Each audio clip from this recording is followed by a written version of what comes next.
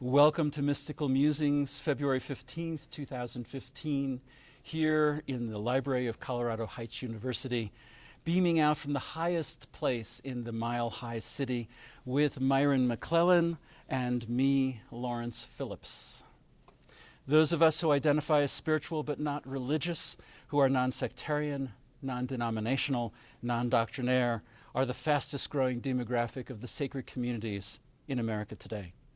Thank you for joining us, for creating our community of mystics, people finding unity with God, the breath of life, the gentle whisper, the great spirit, as a community of mystics who know beyond the intellect's spiritual apprehension of truths.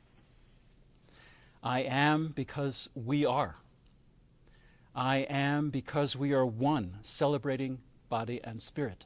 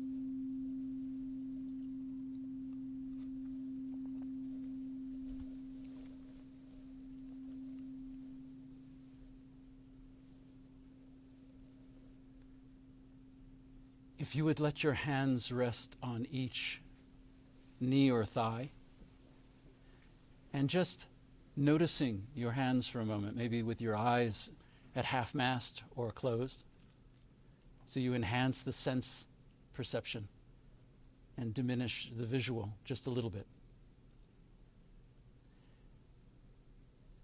And with your non-dominant hand, letting yourself slowly open your hand and close your hand, slowly, gently, opening and receiving,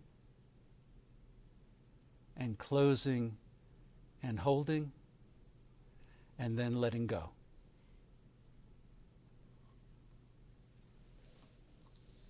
We are slowly going deeper into our mystic practice, deeper and closer with the Creator, with Source, with God, with the Beloved, especially when praying, meditating, connecting ourselves, heart to great heart, in a beautiful intimacy with the Beloved.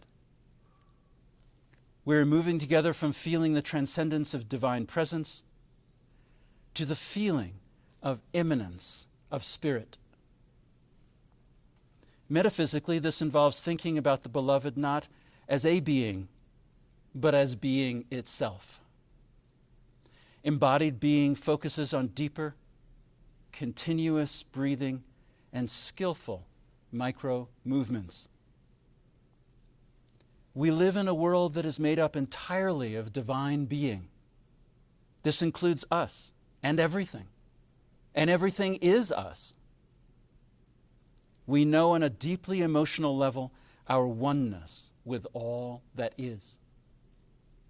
Let us explore together some ways of coming closer to creation, some ways of coming closer to ourselves, by investigating God without God, love, presence, letting go.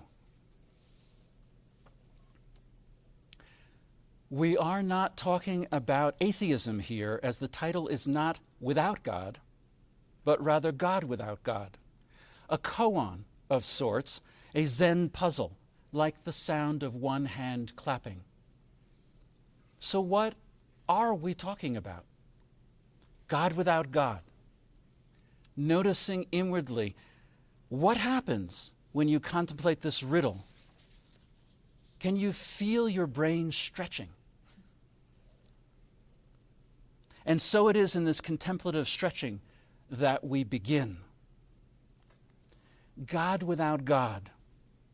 These are just words in my paper, words being spoken, concepts being bandied. What about beyond concept? What remains? What remains but feeling with the possibility of realization, the grace of insight beyond understanding? The book, Religion Without God, was inspired by remarks Einstein made that if religion consists of awe toward mysteries which manifest themselves in the highest wisdom and the most radiant beauty, and which our dull faculties can comprehend only in the most primitive forms, then he, Einstein, was a religious person. To grok God without God, we must open a portal. Do you remember Grok? Came out of Stranger in a Strange Land, one of the great science fiction books of all time, and then it made its way throughout our culture. And it's now in the dictionaries, standard dictionaries now have the verb to grok. And it means to understand so thoroughly that the observer becomes part of the observed, merging, blending, even intermarrying. It means almost everything that we mean by religion, philosophy, and science. And it means as little to us because of our earthling assumptions as color means to a blind person. To grok God without God, we must open a portal.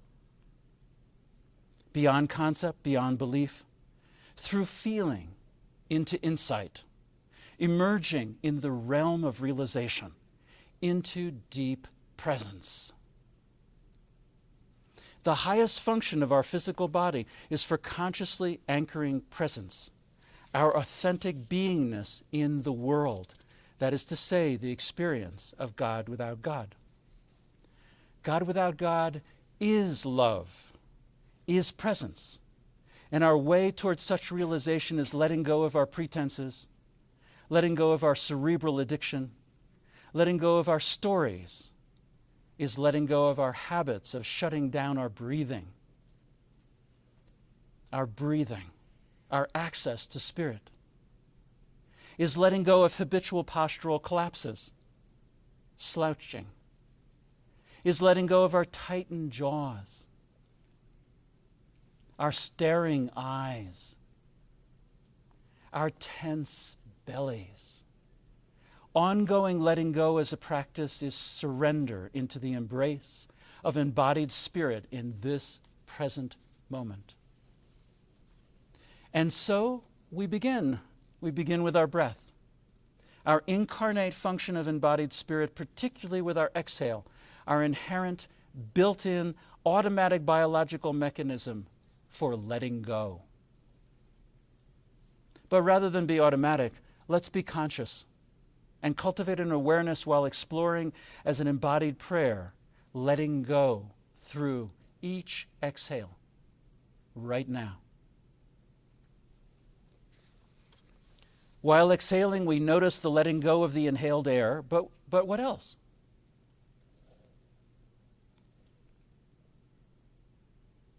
While exhaling, intentionally letting go of our jaw, softening what can often be the clenching of teeth, letting go of any frustration or anger you may feel.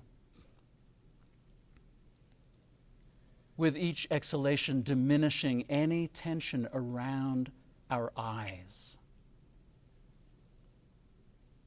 And if you can't consciously let go, then slightly tense the area in question, and then on the exhale, let go. As you're slightly tensing your eyes and exhaling, letting go and softening the eyes. With each exhale, letting go of anything you're seeing in your life that you don't want to see.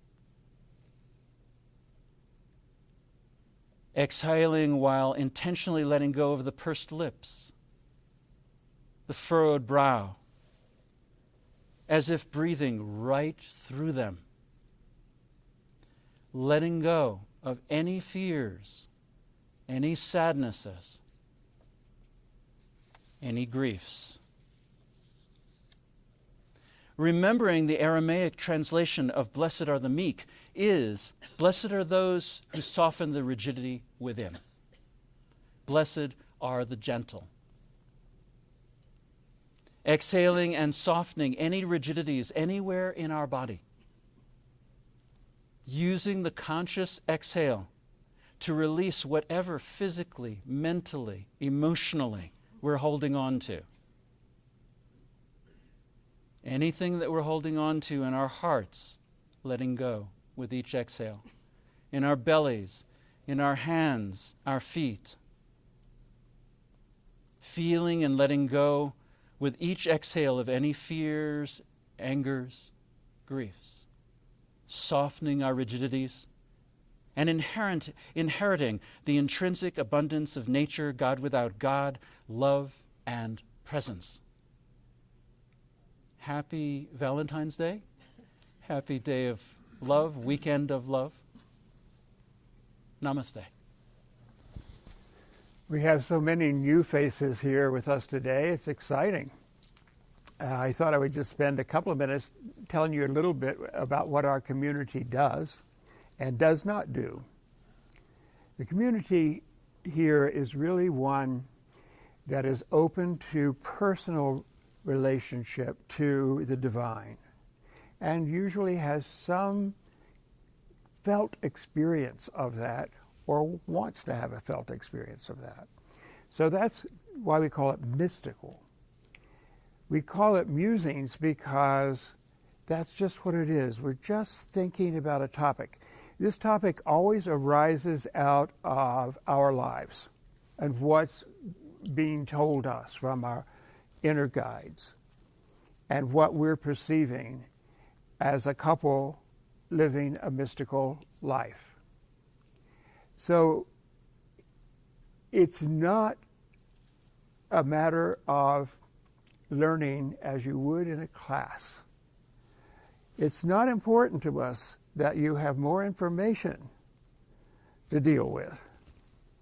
What's important to us is that our hearts open together and that we have a larger life and that a life of more depth and more beauty and wonder and joy.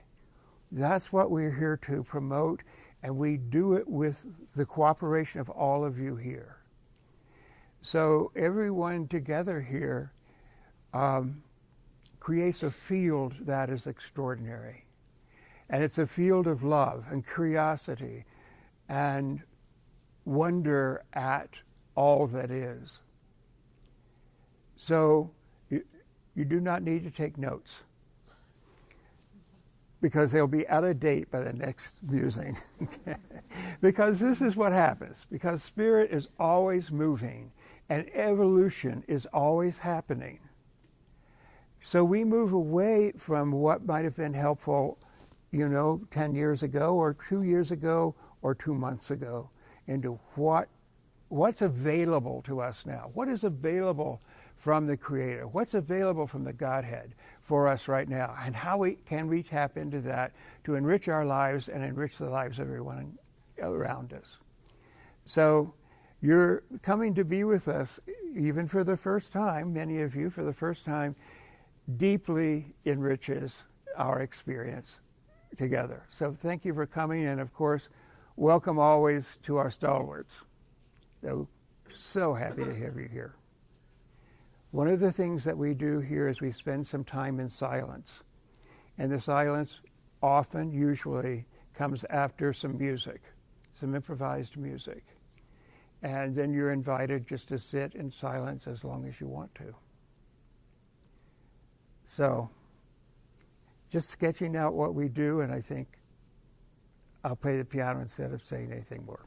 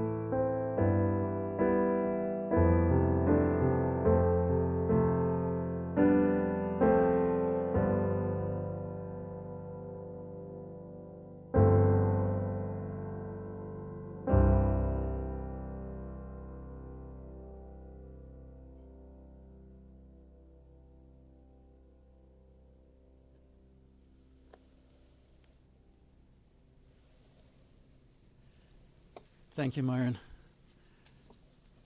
Improvisation doesn't quite cover it. It is a channeling out of the field that we're all creating that channels through Myron in this moment, unique to this moment. It's an improvisation that has taken 70 years to create, and it is always, for me, magical each time I listen. Thank you.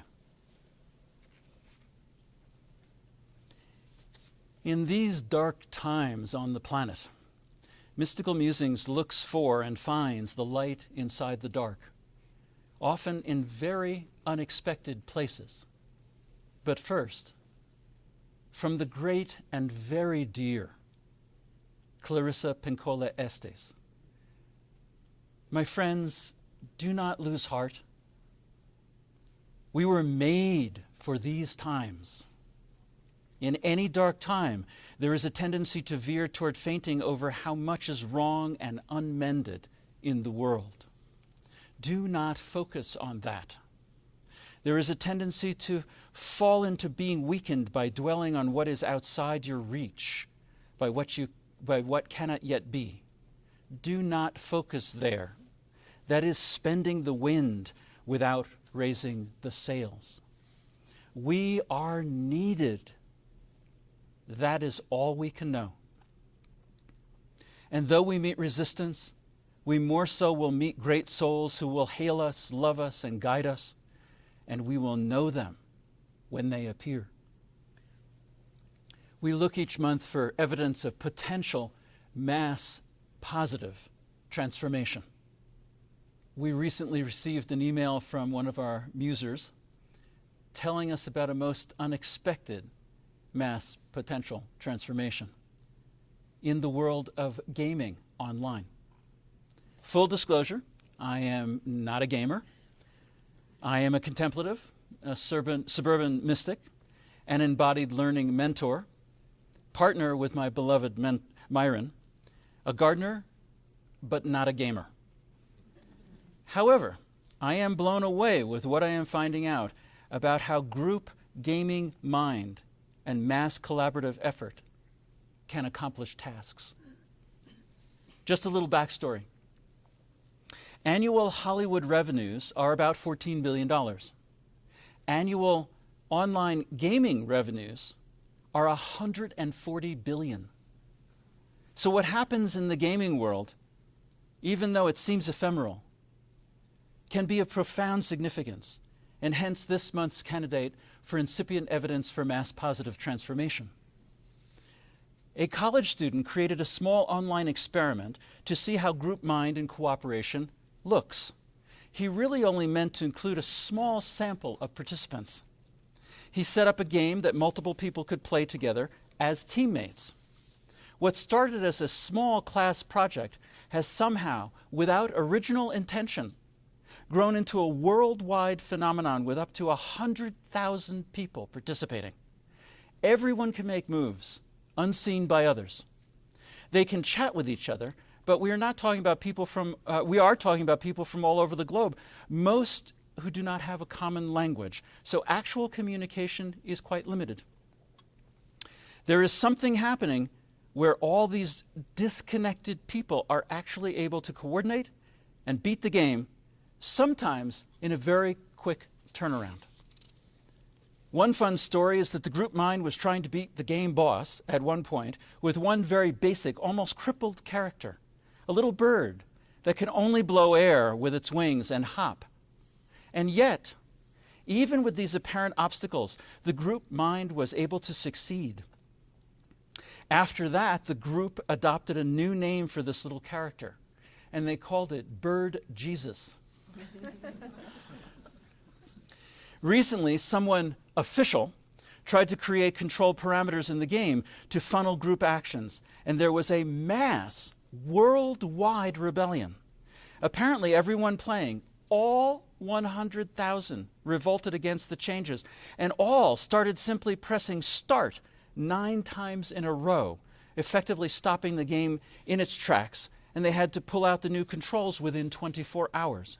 It is being called the 9-Start Rebellion. Wow. A very interesting example of Aquarian mind and a clear demonstration of our interconnected nature.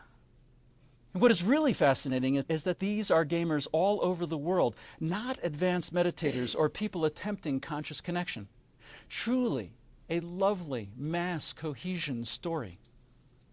With our friend and helper Sven pointing me to a remarkable blog, let's go deeper into the extraordinary potency of gamification, a word I didn't even know existed until I started looking at this. By 2010, for 15 years, many of the world's top scientists have been trying to decipher a particular structure of an AIDS-causing virus, but could not solve it.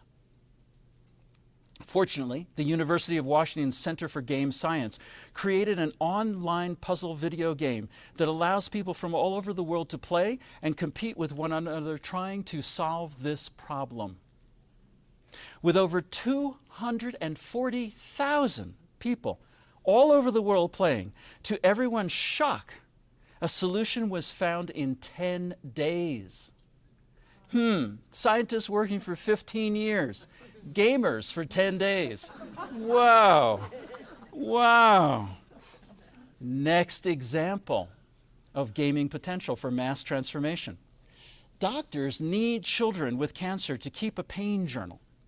But usually kids are too tired to journal and record data only occasionally, making their entries useless. A clever gaming company created a role-playing cop game with missions and rewards and encouragement, providing for the doctors all the data they needed and made children excited and able to fight their pains with purpose, helping humanity defeat cancer. Next example of gaming potency. There are studies that show that activity rates of children have decreased recently by 60%. One game allows kids to upload their activity data, get points, accomplish interesting challenges, and earn badges, resulting in an activity increase rate of 60%. And that's zero, but hey, it's incipient, it's just beginning. Gamification has also been part of the remarkable Khan Academy, an online school with millions of people learning in new ways, including gaming as part of the curricula of this wildly proliferating transformative platform. Another, CrowdRise, is a platform that gamifies charity. CrowdRise has attracted 33 million players who have raised hundreds of millions of dollars for nonprofits all over the world. In addition, games are being used to help address the problem of world hunger. Free Rice created a game where each time you answered a question correctly, Free Rice buys 10 grains of rice, paid for by the sponsors of the site. Users improve their education, hungry people get fed, and sponsors get their promotional bang. The site has been given to the United Nations World Food Program and has to date donated 6,100 metric tons of rice, consisting of 93 billion grains, enough to feed 10 million people. Dozens of such synergistic games are being created each and every month, helping society in amazing, wildcard, unexpected ways. And so, for this month's incipient evidence for mass positive transformation, I submit to you, coming from a most unexpected realm, the world of online gaming.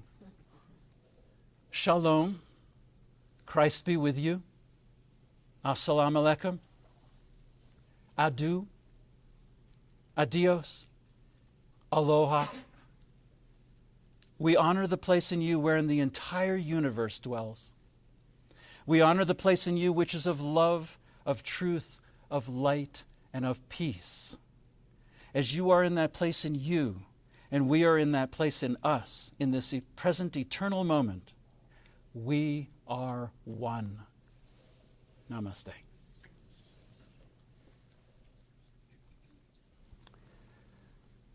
On our spiritual path, there are times when there is a moment of transformation or the opportunity for transformation. Not just greater learning, not just some expansion, but a huge expansion. A large opportunity given us by grace to change in a profound way. We found this in the late 60s and early 70s, where so much divine revelation was happening. And we found it in 2012 on the winter solstice, which was another absolute moment of grace and connection. And we are at another moment in which we can transform, and it takes much less energy, much less knowledge, much less theology than some of the former transformations that have happened. So to give you some background, the last musing, we talked about opening portals to the divine by saying, I want to open a portal to the divine. And then going out in adoration to the divine, and then feeling the beloved love us back. It's really transformed my meditation. Also, calling that which is the being itself, calling that the beloved, and knowing that you're beloved, has really transformed also my prayers and meditations. Because honestly, I don't care who you are, how much you've meditated or prayed, it doesn't matter. You can open your heart and open that portal to the beloved, and then feel that love come back to you, and feel how treasured and known you are. And the wonderful thing about this technique which was introduced to us and we introduced to you last month, of naming the deity, the beloved, is that you can do it all throughout the day. And anytime there is a moment or a hiccup where you need a little something, you can just open that portal. It's that easy. It doesn't mean you have to sit for hours in order to do it. It happens immediately when you request it. So I found myself this month doing that practice a lot. And it's very reassuring. Now that practice has led to another practice that is, for me, transformational. And it's based on the notion that God is being itself, the beloved is being itself, not a separate being. When we talk about the separate being, there's distance and there's separation, and it's not the truth. We're not separated from God. We're not separated from anyone. That's the illusion. We are one with everything that is. And a quote that I found from Ramtha really helped me on my retreat when I had this feeling of transformation that I know anyone can have. But this is what Ramtha says. Who is the unknown God? It is me, and the birds in their night nest, the frost on the reeds, the morning dawn and the evening sky. It is the sun and the moon, children and their laughter, alabaster knees and running water, and the smell of garlic and leather and brass. It is what is. We live in a sea of being, of being itself, and we're coming out of that same being. It is our essence. It's who we are. And we all share it. No one does not have the being itself. And in my opinion, no one is not looking for deeper connection with that. I don't mean if you're a criminal or whatever, we're always looking for a deeper connection with the divine. If we think money is going to be helpful and you're wanting money, it's really what you're wanting is the divine presence in your life. When we get down to it, that's the only thing our hearts long for. We want to know that presence in us. We want to feel that presence because it washes over us and makes us feel so complete and so amazing. Such a sense of belonging, such a sense of celebration that everything belongs and everyone belongs and we're all being blessed. So on the retreat I had a couple of weeks ago, I was practicing addressing the beloved, and the retreat is at a beautiful place in nature, and so I found myself looking at the trees and feeling my love for the tree and then feeling the tree's love for me. And it was very real. It wasn't philosophical. It was a real heartfelt experience, a real perception, felt perception. So the idea that God is being is a very old one. Thomas Aquinas talked about it. Even in the book of Job, let me read this quote from Job because it is really beautiful. And this was, 5,000 years ago. So in the 7th chapter of Job, he says, if you would learn more, ask the cattle. Seek information from the air. Seek information from the birds of the air. The creeping things of earth will give you lessons. And the fishes of the sea will tell you all. There's not a single creature that does not know that everything is God. God holds in power the soul of every living being and the breath of every human being. So God as being, again, is not a new concept. But this time what was different for me in perceiving the atmosphere in which we live, perceiving everything as a dance in being. Being is the ocean, and we are each the waves. So that's another metaphor that means a lot to me, but I had actual experiences because in this beautiful place in nature, when I opened my heart to trees, to water, to stone, to the sun, to the stars, to the moon, I felt such oneness and such a sense of belonging that it was completely relaxing for me.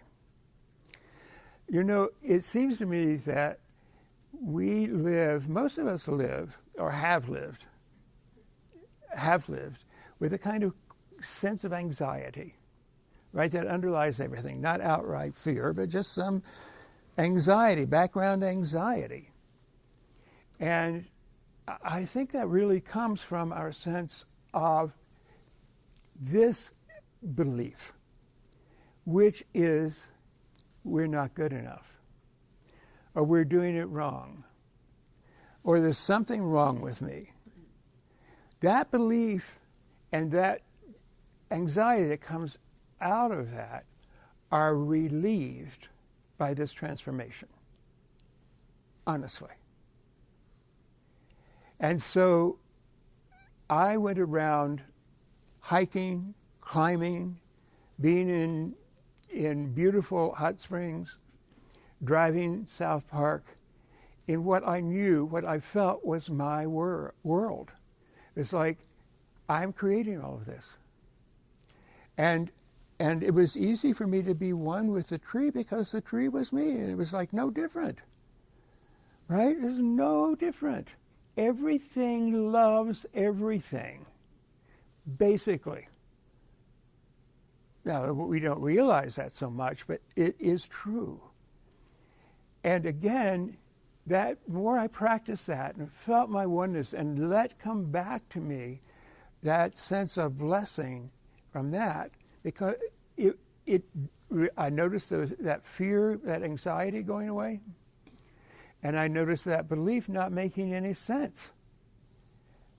It doesn't make any sense to think that I'm not doing it right, because we're all doing it together, and we're all doing it exactly the right way. Exactly the right way. So that right way, again, is realizing the oneness of all being and the divinity of that and the blessing that is in there. And it, again, is a practice. In order to have the transformative event happen, again, transformation is you become a different person. So if you don't have that background anxiety and you don't have that belief that there's something wrong with me, you're a different person. But it's a felt perception. It's not an idea. It's something that is felt in the heart. And it changes everything. So I watched over the course of 9 days in this retreat how it was so easy for me to let go of worrying, of planning, of in any way feeling that I was in this by myself or that I was different from anyone. In this place I go and retreat, about half the people come on who are spiritual people and come on retreats, and the others come for the waters. And often, when you're sharing a large pond with other people, you have the people who are the spiritual people at one side, and the people who are, the sensual people on the other. And invariably that happens, except it didn't happen this time.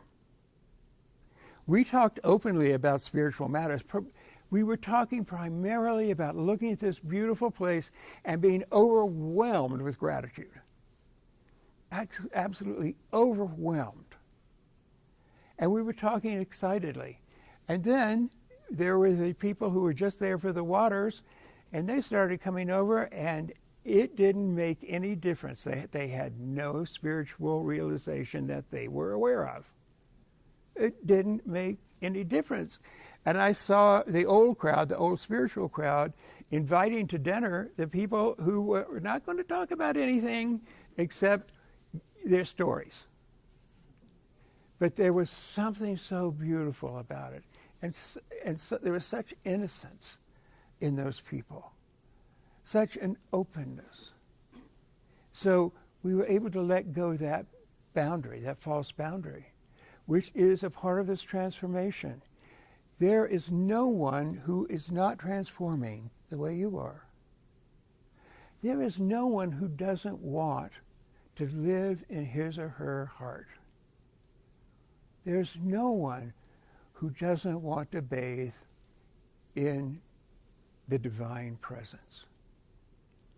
So imagining just walking around, hiking, sitting in the ponds and so on, that I'm doing that in being itself. And as Martin Heidegger said in the last century, he said, he called God being itself. And he said, we are all just standing out in being. We're all just waves on the ocean. But each of us is a particular wave, and that particular wave is needed.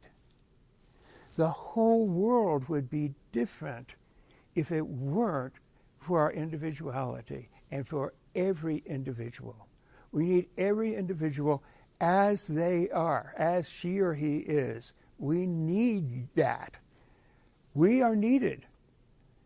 We are not separate. And the variety of people is also extremely exciting. So I can look at you and feel my oneness with you, but I'll also look at you and see how beautiful you are and what a gift you bring to the world and to us. So this is what we mean by moving from God as a being to God as being itself, or the beloved itself, and living in that and knowing it all the time. There is something so reassuring about that it is awesome.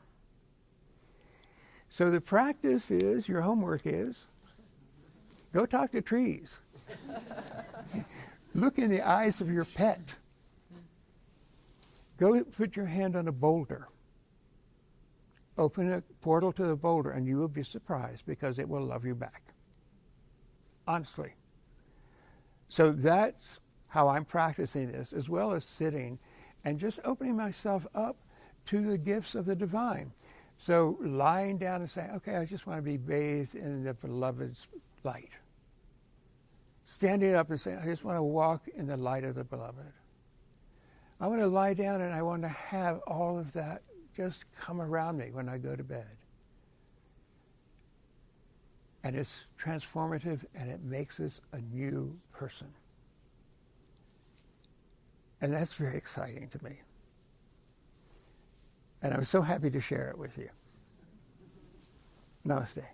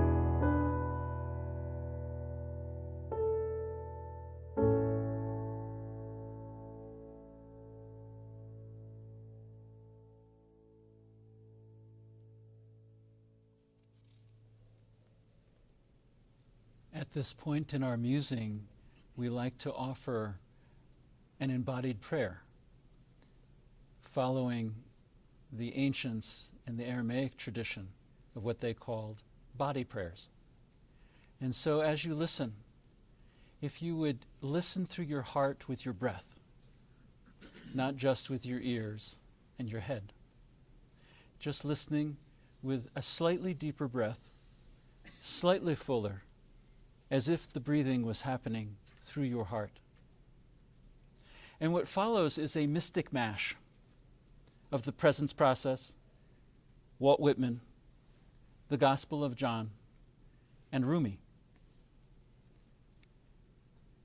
By habitually dwelling in a mental state which allows us to project our attention into an illusory past or future, we miss out on the authentic physical and emotional experience that's happening right now.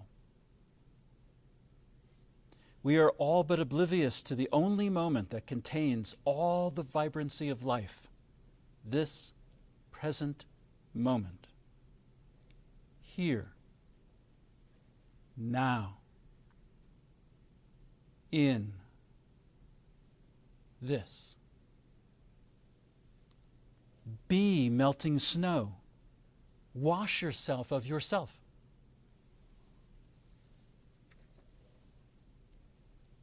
If anything is sacred, the human body is sacred. These pains you feel, they are messengers. Listen to them. Love is from the intimate.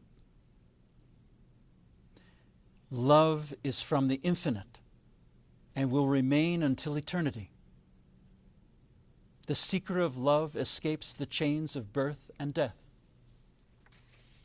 This we have now is not imagination. This is not grief or joy, not a judging state or an elation or sadness. Those come and go. This is that which doesn't come and go. This is presence. Not Christian or Jew or Muslim, not Hindu, Buddhist, Sufi or Zen.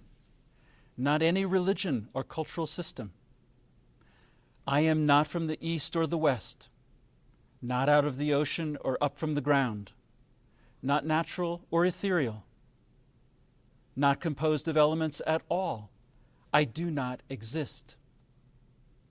Am not an entity in this world or the next. Did not descend from Adam and Eve or any origin story. My place is placeless, a trace of the traceless. Neither body or soul. I belong to the beloved, have seen the two worlds as one, and that one call to and know, first, last, outer, inner, only that breath-breathing human being. God is love, and whoever abides in love abides in God, and God abides in them. Anyone who does not love does not know God, because God is love. Your hand opens and closes, opens and closes. If it were always a fist or always stretched open, you would be paralyzed. Your deepest presence is in every small contracting and expanding, the two as beautifully balanced and coordinated as birds' wings. God turns you from one feeling to another and teaches you by means of opposites, so that you will have two wings to fly, not one. I will be waiting here for your silence to break, for your soul to shake, for your love to wake. Stop the words now, open the window in the center of your chest, and let the spirits fly in and fly out. Namaste.